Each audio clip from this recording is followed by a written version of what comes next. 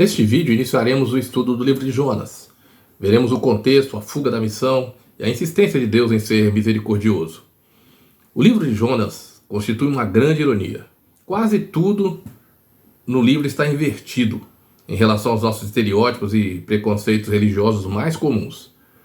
Os pagãos idólatras são ternos, compassivos, tementes a Deus, sensíveis ao Deus de Israel. Se arrependem do mal, se quebrantando diante da mensagem e tentam salvar o homem de Deus.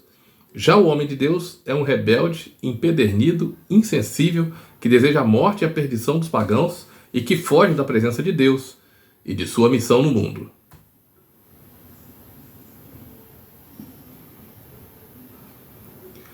Enquanto fazemos isso, qual é a viagem que Jesus demandou de você no reino de Deus? Qual é seu chamado? Onde Deus quer que você esteja? Quais são seus dons e talentos? E como você precisa empregá-los para servir a igreja e evangelizar o mundo? Você está cumprindo ou fugindo da sua responsabilidade? Como está fazendo isso? E por quê?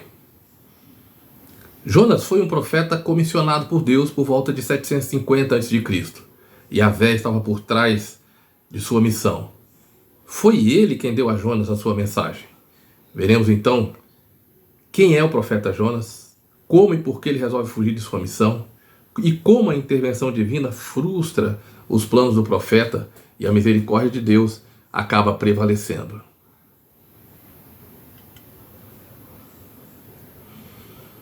Ora, veio a palavra do Senhor a Jonas, filho de Amitai, dizendo: Levanta-te, vai à grande cidade de Nínive e clama contra ela, porque a sua malícia subiu até mim. O nome Jonas significa pomba, e a pomba era um dos símbolos de Israel, além de estar relacionada na Bíblia com a paz, a esperança e o Espírito Santo também. Assim, a pomba é um símbolo muito adequado à missão de Jonas. Filho de Amitai ele era. Amitai significa fiel. Jonas devia ser um filho fiel ou um filho da fidelidade. Isso é mais uma ironia do texto também, né? Até essas coisas vão se consolidando. Jonas, filho de Amitai, são palavras que identificam Jonas com o profeta referido em 2 Reis, capítulo 14, verso 25, que diz que Jeroboão restabeleceu os termos de Israel desde a entrada de Amate até o mar da Arabá, conforme a palavra que o Senhor Deus, Deus de Israel, falara por intermédio de seu servo Jonas, filho de Amitai, de Gat-Éfer. Jonas era de Gat-Éfer, na Galileia, uma cidadezinha perto de Nazaré. Aquela história dos membros do Sinédrio no tempo de Jesus, de que a Galileia não gerava profetas, que não vinha profeta de lá, era falsa. Era uma fake news dos donos do sistema, dos chefes da religião. Jonas era da Galileia e é um profeta verdadeiramente comissionado por Deus. Jonas, porém, levantou-se para fugir da presença do Senhor para Tarsis, e descendo a Jope, achou um navio que ia para Tarsis. Pagou, pois, a sua passagem e desceu para dentro dele, para ir com eles para Tarsis, da presença do Senhor. Jonas foi chamado para fazer algo que não estava em seu coração. Assim ele fugiu para escapar da desagradável presença do Deus de Israel, né? Da tarefa que ele queria evitar de qualquer jeito, de pregar a cidade pagã de Nínive. Nesse texto do versículo 3, a gente vê Tarsis, Tarsis, Tarsis várias vezes, né? Levantou-se para fugir da presença do Senhor para Tarsis. Aí ele desce para Jope, é um navio, acha um navio que vai para Tarsis. Paga a passagem e desce para dentro do navio para ir com eles para Tarsis. Ele fez um plano para ir embora, né? Para ir para Tarsis. Pagou sua passagem. Achou um navio que ia para Tarsis. Parecia que tudo estava dando certo. Mas para o que foi que Deus nos chamou? E para onde Ele quer que você vá? Onde Ele quer que você esteja? E o que é que nós estamos fazendo de verdade? Não é porque as coisas estão aparentemente dando certo que nós estamos fazendo a vontade de Deus, ou que está tudo bem. Nínive, capital da Síria, era um centro de idolatria pagã que ficava na margem direita, né, do rio Tigre. Foi destruída em 612 a.C. Nós vamos falar mais de Nínive em outros momentos do estudo do livro de Jonas. Os assírios foram culpados de muita confusão, tanto em Israel quanto em Judá. Desta forma, Jonas foi enviado a um centro pagão daqueles principais, sendo também uma cidade que maltratou os israelitas. Yahvé queria que sua mensagem fosse levada àquela cidade. Se eles se arrependessem, seriam poupados a destruição, o que acabou de fato acontecendo. Por esse motivo, eles receberam 130 anos extras de vida nacional, Jonas não queria a salvação de Nínive. Por isso ele fugiu, desobedecendo a voz de Yahvé. Jonas foi para o porto de Jope, com a intenção de chegar a Tarsis, no sul da Espanha, no extremo ocidente do mar Mediterrâneo, a mais de 3.000, quase 4.000 quilômetros de distância da terra de Israel. Era o ponto mais distante onde os navios podiam conduzi-lo, pois Jonas queria ir o mais distante possível de Nínive, que ficava para o outro lado. Em Tarsis, Jonas supostamente estaria fora da terra de Yahvé ou livre de suas exigências. Tarsis era o fim do mundo para Jonas naquele tempo. No entanto, Jonas precisava de uma mudança de atitude e não de localização. Mas o Senhor, Deus já começa a intervir, Mas o Senhor lançou sobre o mar um grande vento e fez-se no mar uma grande tempestade, de modo que o navio estava a ponto de se despedaçar. Jonas estava tentando se ver livre de Deus e da responsabilidade missionária. Estava prestes a fazer o que queria, em vez de cumprir sua missão. Portanto, era como um cristão típico dos nossos dias. Porém, Deus usou um dos seus servos, o vento, e ao contrário de Jonas, o vento obedeceu. Logo se manifestou uma grande tempestade que ameaçava afundar a embarcação. Estava prestes a se despedaçar, diz o versículo. Uma tempestade tão feroz parecia impossível não naufragar. Era uma ação direta de Deus, a fim de bloquear a fuga rebelde de Jonas. Então, os marinheiros tiveram medo e clamavam cada um ao seu Deus, e alijaram a carga ao mar, a carga que estava no navio, para o aliviarem. Jonas, porém, descera ao porão do navio, e tendo-se deitado, dormia um profundo sono. Os marinheiros foram forçados a despejar no mar toda a carga preciosa que transportavam. Para aliviar o navio foi um grande prejuízo, perderam toda a carga que eles tinham. E assim, se possível, eles estavam tentando escapar com vida. Eles começaram a invocar cada um o seu Deus. Jonas, tentando fugir da missão, caiu numa reunião ecumênica de oração fervorosa de pagãos de várias partes do mundo. Jonas, ao contrário, abandonou Yahvé e não estava fazendo nenhuma oração. De fato, ele desceu ao porão do navio e foi dormir. Nem mesmo a tempestade mais feroz foi capaz de despertá-lo. O profeta missionário estava deitado, indiferente à sua tarefa em Nínive. O homem que estava tentando escapar de Deus dormia apático diante do perigo, despreocupado e sem lealdade a qualquer trabalho ou a nenhuma causa realmente importante naquele momento. O mestre do navio, pois, chegou-se a ele e disse: "Que estás fazendo, ó tu que dormes? Levanta-te, clama ao teu Deus. Talvez assim ele se lembre de nós, para que não pereçamos." Desperta, tu que dormes. Jonas havia desaparecido da cena. No porão, o mestre do navio achou Jonas dormindo.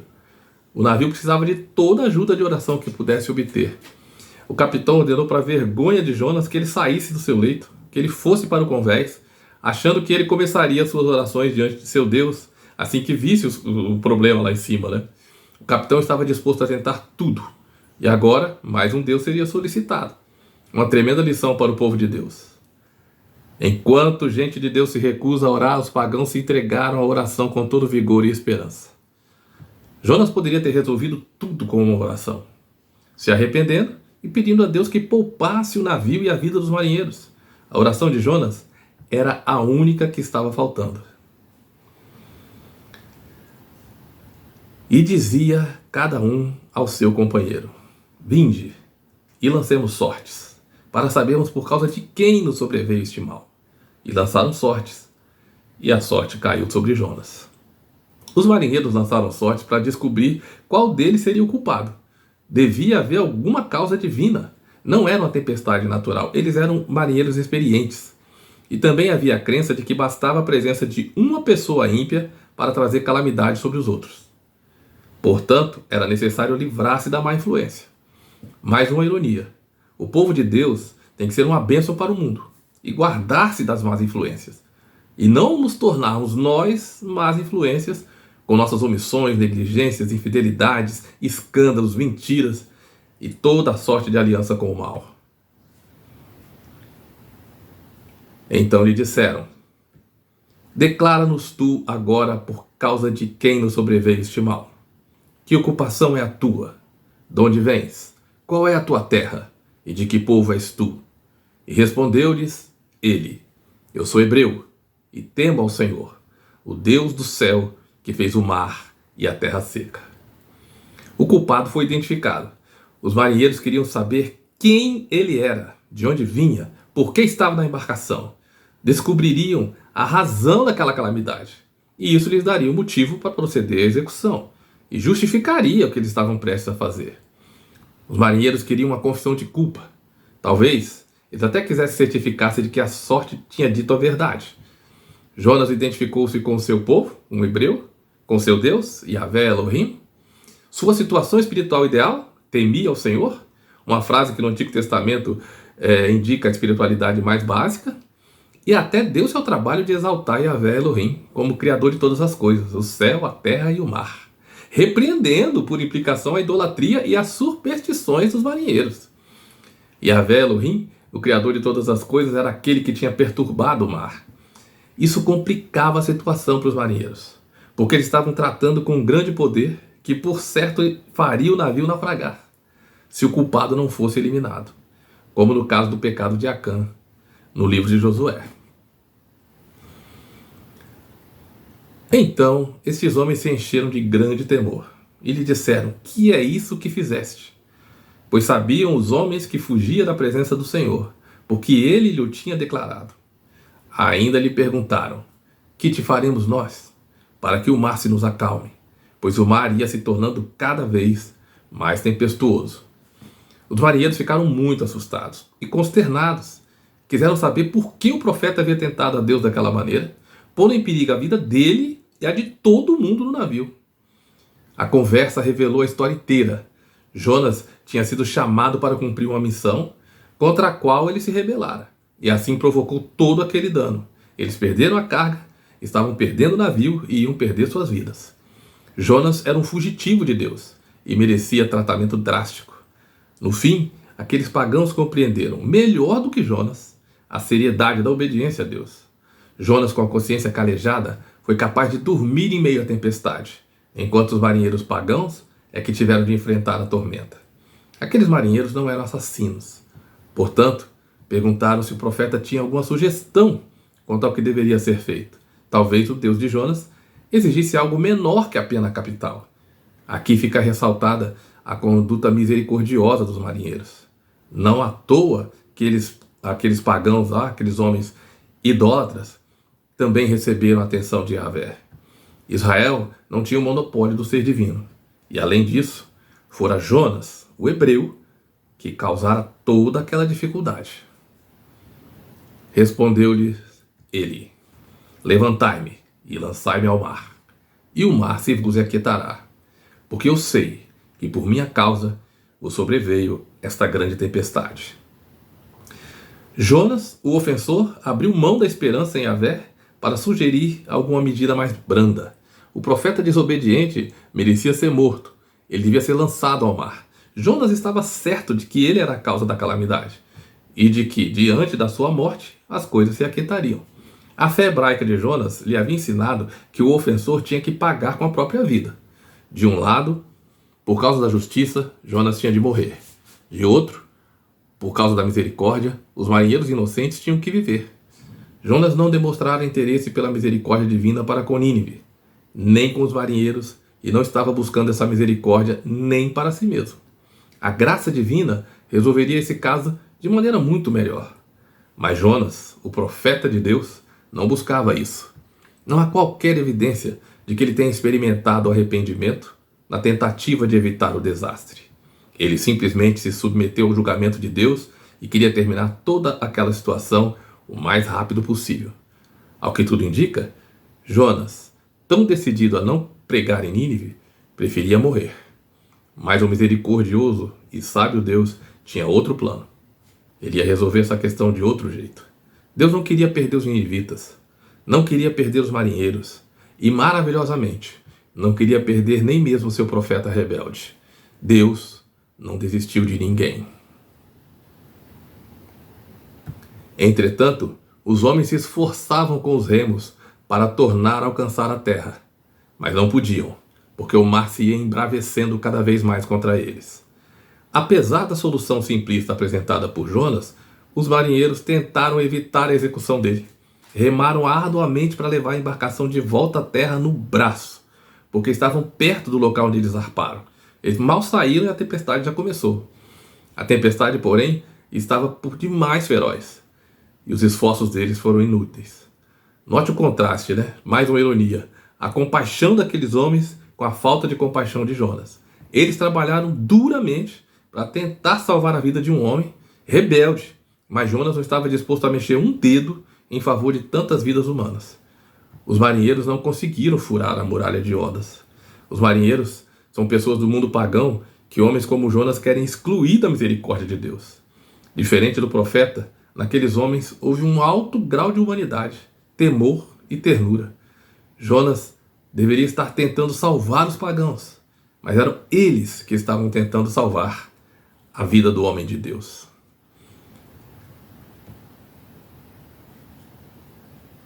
Por isso, clamaram ao Senhor e disseram: nós te rogamos, ó Senhor, que não pereçamos por causa da vida deste homem, e que não ponha sobre nós o sangue inocente, porque tu, Senhor, fizeste como te aprouve.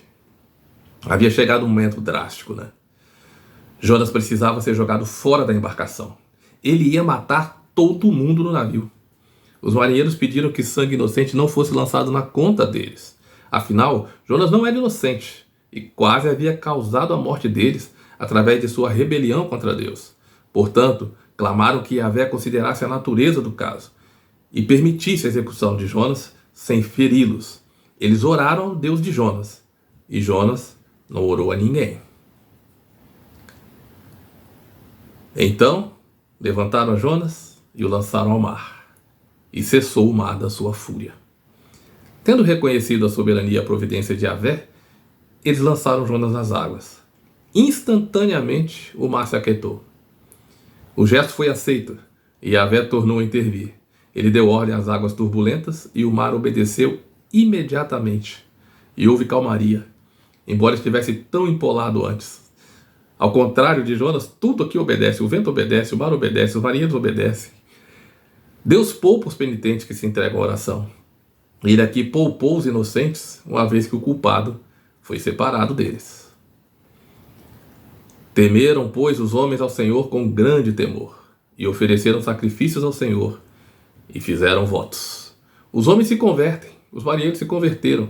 Aqueles marinheiros pagãos reconheceram o poder de Yahvé sobre todas as coisas, e ofereceram a ele sacrifícios e fizeram votos. Eles tinham visto uma lição sobre o poder divino, a qual jamais esqueceriam. E novamente, aqueles homens contrastaram com o profeta de Israel. Ali estavam eles, adorando Yahvé e fazendo toda espécie de promessas. Mas Jonas estava nas águas. Ele havia abandonado Yahvé, e segundo todas as aparências, também fora abandonado por ele. O homem que não queria a salvação dos pagãos de Nínive foi usado por Deus para a conversão de homens de várias partes do mundo, de várias nações diferentes. Jonas era um fracasso, mas o seu Deus é um sucesso absoluto. Então, o Senhor deparou um grande peixe para que tragasse a Jonas. E esteve Jonas 3 dias e 3 noites nas entranhas do peixe. Yahvé, porém, não tinha rompido definitivamente com seu profeta. Ele nomeou um grande peixe para que cuidasse de Jonas. E ao contrário de Jonas, o peixe também obedeceu e engoliu o profeta, aumentando a duração de sua vida. O número 3 na Bíblia, ele está referido, é um número da divindade, mas entre outras coisas, ele se refere a decisões críticas, geralmente entre a vida e a morte ou coisas assim. Você vê que Roboão ele pede 3 dias para tomar uma decisão quando o povo pede para ele mudar o regime de tributação em Israel. Jesus fala sobre isso. Jonas ficou 3 dias e 3 noites no ventre do peixe e depois ele sai dali com vida. Jesus passou 3 dias e 3 noites no ventre da terra e depois ele ressuscita. Então, 3 dias e 3 noites é essa expressão usada por diversas vezes no Novo Testamento. Jesus fala sobre Jonas, né, acerca da permanência de Jesus no sepulcro por esse período de tempo. E aí o Jonas ficou 3 dias no ventre do grande peixe. Nós temos um vídeo aqui no canal, um vídeo só sobre essa questão do grande peixe. Um vídeo exclusivo sobre isso. Então recomendo que você dê uma olhada nesse vídeo para tirar todas as suas dúvidas sobre essa questão do peixe. E no próximo vídeo nós iremos continuar estudando o livro de Jonas. Obrigado por assistir ao vídeo. Se inscreva no canal, comente, curta e compartilhe. E até o próximo vídeo, se Deus quiser.